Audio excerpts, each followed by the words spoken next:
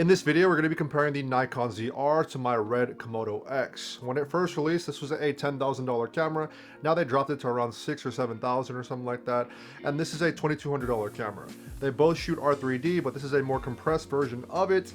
But let's go ahead and stack the images together to see what they look like, and let's compare them. If you're new here, I'm a director of photography based here in Los Angeles. I shoot a lot of commercial, fashion, and social media content. And my methodology for this test is I'm going to be using my contact Zeiss lenses. I'm either going to be using the 28mm f2.8, which is on this camera right here. It's a really good and trusty lens. Or I'm going to be using the 85mm f1.4. Both of these are going to be stopped down to f4. I'm going to show a ungraded version and a graded version as well. And by ungraded, I mean just converted to Rec 709. And without further ado, let's get straight into the testing.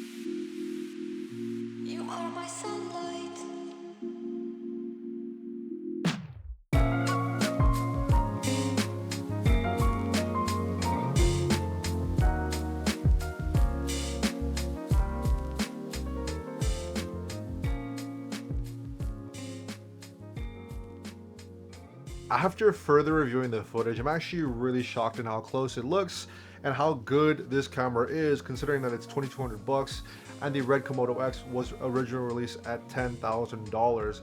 That's kind of crazy if you really think about it. Obviously, there are some features that this is limited by, but it definitely holds its own in terms of just image quality alone. There are some things that I definitely did not take into consideration when I made these tests and I grabbed this test footage. The first thing is that I already knew going in that the Komodo X, I run a speed booster on it at all times pretty much.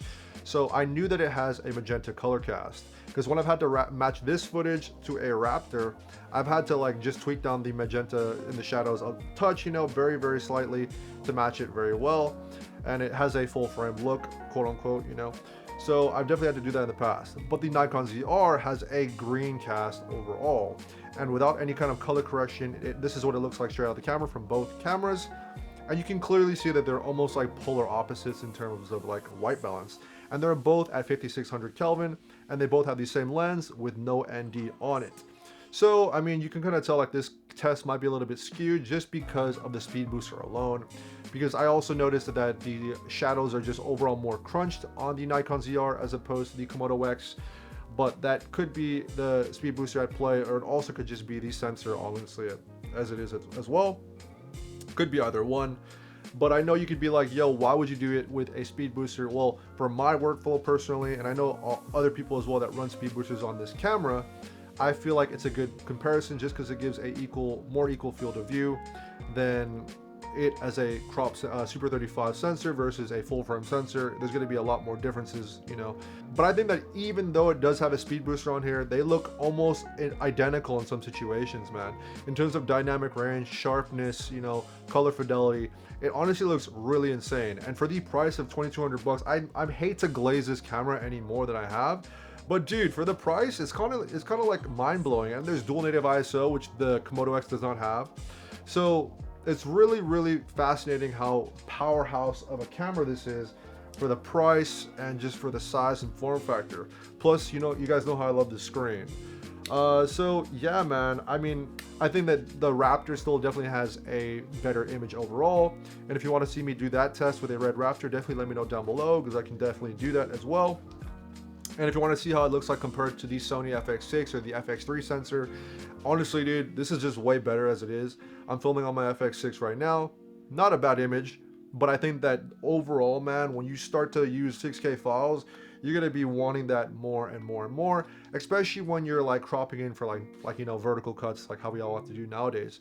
All right, but yeah, guys, this is John Carlo here from G Credit Support. Thanks for tuning in, and I'll catch you guys later.